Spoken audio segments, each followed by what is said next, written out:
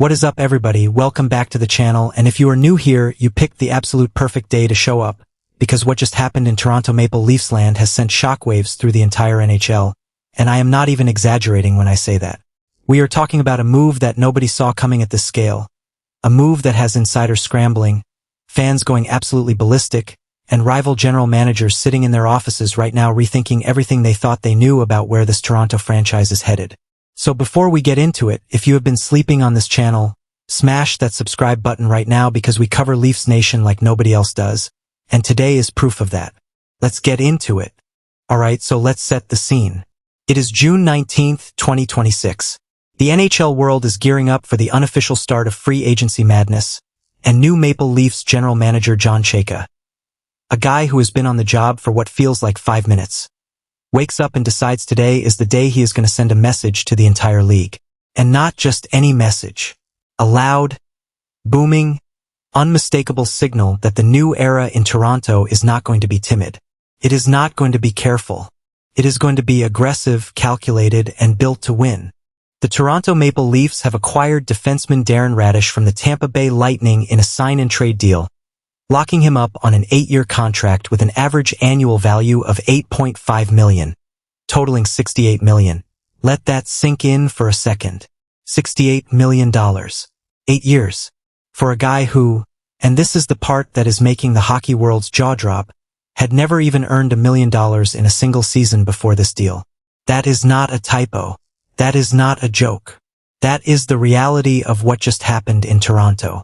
From earning under $1 million last season to becoming the highest-paid defenseman on the Toronto Maple Leafs roster overnight. That is one of the most dramatic individual financial transformations we have ever seen in modern NHL history. And it happened because this man had an absolutely absurd season that turned every head in the league. So who exactly is Darren Raddysh, and why is Chayka betting $68 million on him? Let me break it down for you because this story did not start on June 19th. It started years ago in a place most hockey fans completely overlooked. Darren Raddysh is a 30-year-old right-shot defenseman from Caledon, Ontario. Yes, you heard that right. The guy is literally from the Toronto area. He grew up as a Maple Leafs fan. He is a hometown kid coming home in the most spectacular fashion imaginable. But let's talk about his journey, because it was not a straight line to stardom. Raddysh spent years bouncing around the organization as a fringe NHL player. He was the kind of defenseman that analysts pointed to as a solid depth piece, dependable, responsible, but nothing that was going to set the world on fire. Across parts of 5 NHL seasons before this past year, he had accumulated just 35 goals and 108 assists for 143 points in total. That is a respectable resume for a depth defenseman, but it was not the kind of production that was going to put him on anybody's radar as a franchise cornerstone. And then 2025 to 26 happened, and everything changed. Raddysh put together a career year that saw him score 22 goals and 70 points, while leading all NHL defensemen with 10 power play goals. Let me give you some context for how extraordinary that actually is. 70 points from the blue line puts you in elite company. We are talking about the kind of production that gets you into the Norris Trophy conversation, and that is exactly where Raddysh found himself. The 30-year-old had a breakout 2025 to 26 campaign, posting career highs across the board with 22 goals, 48 assists and 70 points in 73 games, almost doubling his career point total in a single season. Do you understand how rare that is? That does not happen. And when it does happen, the entire league takes notice. Now here is where the conversation gets really interesting, because not everyone is on the same page about what this trade means.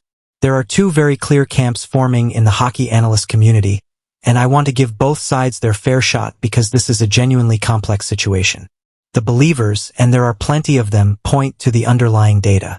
Raddysh's zone exit numbers were excellent in 2025 to 26, and his average ice time climbed to 22 minutes and 41 seconds per game, as he became the quarterback of Tampa Bay's elite power play. Those are not fluky numbers. Those are the numbers of a defenseman who was genuinely trusted and genuinely performing at the highest level when given the opportunity and the ice time to do so. The argument on this side is simple. Raddysh did not get lucky. He got his chance and he seized it, and now Toronto is getting a legitimate top-pairing defenseman in the prime of his hockey life. The skeptics, however, point to something that is very hard to ignore. It would be naive not to take notice that Lightning forward Nikita Kucherov, the recent recipient of the Hart Trophy, was his line mate of sorts. Kucherov had 130 points this past season. 130. One of the greatest offensive performers in the modern game. And when you have a player like that generating traffic, creating chaos, and drawing defenders away from the blue line, your point totals as a defenseman are going to inflate. That is just the reality of how hockey works. Additionally, injuries to key defensemen including Victor Hedman opened the door for Raddysh to take on a larger role, meaning his elevated ice time was partly a product of circumstance rather than purely earned opportunity. So the question that every single Leafs fan is going to be asking this season, and honestly for the next several seasons given that this is an 8-year deal, is whether Darren Raddysh can replicate what he did in Tampa when he no longer has Kucherov feeding him perfect passes on the power play and no longer has the Lightning's world-class defensive structure covering for him in his own zone. John Chayka has an answer to that question, and it is a confident one. Chayka explained that Toronto viewed Raddysh's rise as a steady progression rather than a fluke, pointing to consistent underlying improvements in his game. And when you look at the broader trajectory of Raddysh's career, Chayka has a point. This was not a guy who came from nowhere. He had been steadily improving his underlying numbers, his zone exits, his shot quality, and his defensive awareness over multiple seasons. The 70-point season was the explosion that showed the world what he was capable of, but the foundation was built over years of quiet, methodical improvement. And here is something else that does not get talked about enough when we discuss this deal. Toronto's top defensive pairing of Morgan Rielly and Brandon Carlo combined for just 43 points during the 2025-26 campaign. 27 fewer than Raddysh produced on his own. 27 fewer points from 2 players combined versus 1 player. That is a staggering gap, and it tells you everything you need to know about how desperate the Maple Leafs were for offensive production from the blue line. This team finished 31st in goals against this past season. Dead last. 31st out of 32 teams in preventing goals. When you are giving up goals at that rate, you either fix the goaltending, you fix the defense, or you do both. Chayka is doing both. Because this deal does not exist in a vacuum.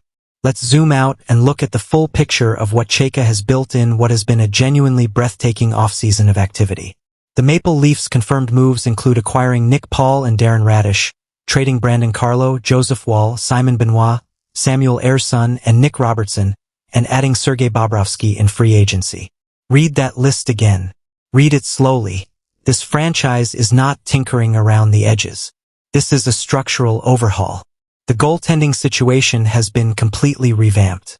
The defensive core has been rebuilt from the ground up. And the forward group is being sharpened and tightened into something that looks genuinely dangerous on paper. Earlier in the week, Toronto acquired defenseman Emil Andrae, goaltender Samuel Ersson, plus a 2026 third-round pick from the Philadelphia Flyers in exchange for goaltender Joseph Woll and defenseman Simon Benoit.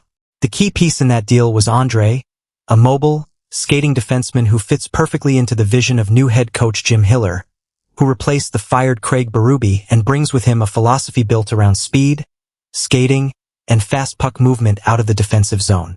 And now you layer Raddysh on top of that acquisition, and suddenly Toronto's blue line looks completely different from what it was just weeks ago. The Maple Leafs blue line has a distinctly offensive tone now, with Raddysh and Jake McCabe forming the first pair and Morgan Rielly and Chris Tanev making up the second defensive unit. That is a legitimate top 4. That is a blue line that can move the puck, generate offense from the back end, and protect leads when the game is on the line. We have not been able to say that about a Maple Leafs defensive group in a very long time, and that matters enormously when we start projecting what this team can do in a playoff series. Now let's talk about the cost, because the Leafs gave up almost nothing to get this done. New Maple Leafs GM John Chayka pulled the trigger late Thursday night, sending a 5th-round pick to the Tampa Bay Lightning to complete the sign-and-trade. The 5th-round pick. That is it. The Lightning obviously got their compensation through the contract structure itself, but from Toronto's perspective, the asset cost was essentially zero. A 5th-round pick in a normal NHL draft converts to an NHL player less than 10% of the time. Chayka essentially acquired one of the top free agent defensemen on the entire market for the price of a lottery ticket, and the long-term commitment is the only real risk the organization is taking on. And yes, that long-term commitment is significant. You don't add a veteran like this with a new 8-year contract. A deal that will see him be 38 years old when it expires without being all in. Radish turns 31 this season. By the time this contract is up, he will be 38 years old. The final years of that deal are going to be interesting, and let's be honest, potentially painful if his production declines as he ages. That is a legitimate concern, and nobody should dismiss it. Locking a player into that kind of term at that kind of money in the back end of his career is always a risk. But Chayka's counterargument is that Radish is a right-shot defenseman, a position of incredible value and scarcity in the modern NHL, and that the early years of this deal, if they go well, will more than justify the risk on the back end. In essence, you don't take such a big gamble like this, based on such a small body of work when it comes to a player's individual success, if you are not all in. And that is the core truth of this entire offseason. John Chayka is all in. Matt Sundin, the president of hockey operations who brought Chayka in, is all in. Jim Hiller is all in. This entire organization has made a declaration to itself, to its fans, and to the rest of the league that the days of cautious, incremental, play-it-safe moves are over. The new Maple Leafs are going to swing big. They are going to take calculated risks. They are going to spend and acquire and build with conviction rather than timidity. And honestly, after years and years of watching this franchise get bounced in the first round, after years of watching talented players fail to win the games that actually matter, there is something genuinely refreshing about a management group that looks at the situation and says, we are going to do this differently. Sometimes differently is exactly what a franchise needs. The real test, of course, is going to come when the games are actually played. Radish has to prove that his 70-point season was the real Darren Radish and not just a magnificent product of a perfect Tampa Bay environment. The Maple Leafs have to prove that all of these roster changes add up to something more than just movement for the sake of movement.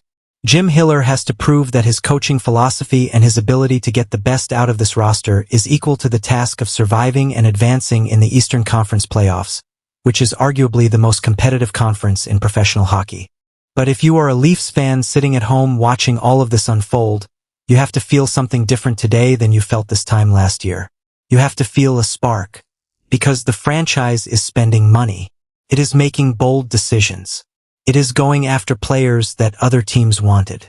Radish was listed at number 2 on TSN's top 30 UFAs list, meaning he was the second most coveted unrestricted free agent on the entire market, and Toronto went and got him before anyone else even had a chance to make their pitch. That is decisive. That is aggressive. That is the kind of front office behavior that championship teams exhibit. Chayka said, "We are thrilled to add a defenseman of Darren's caliber to our organization. Darren has emerged as one of the NHL's premier two-way defensemen, combining elite puck-moving ability with poise, competitiveness, and strong play in all 3 zones. He strengthens our blue line in every situation and is exactly the type of player we want helping lead this team." Now that is the language of a general manager who believes in what he is building. That is the language of someone who is not hedging his bets or quietly hoping things work out. That is conviction. And the final element of this story that I want to leave you with is the human angle, because it matters more than people think. Darren Radish grew up in Caledon, Ontario. He grew up watching the Toronto Maple Leafs. He grew up dreaming about what it would mean to wear that blue and white jersey and play in front of the most passionate, most devoted hockey fan base on the planet. And now he gets to do exactly that. He gets to come home. He gets to be the franchise defenseman, the guy the whole city is counting on to anchor a blue line that desperately needs a player of his caliber. That is a powerful story, and that kind of emotional connection to a city and a team can sometimes be the difference between a player who performs at a B level and one who plays like his hair is on fire every single night. The NHL has been stunned by this move. The analysts are divided. The fans are electric. And the 2026-27 Toronto Maple Leafs are shaping up to be the most interesting and most compelling version of this franchise in a very long time. So buckle up, Leafs Nation. Something is brewing in Toronto.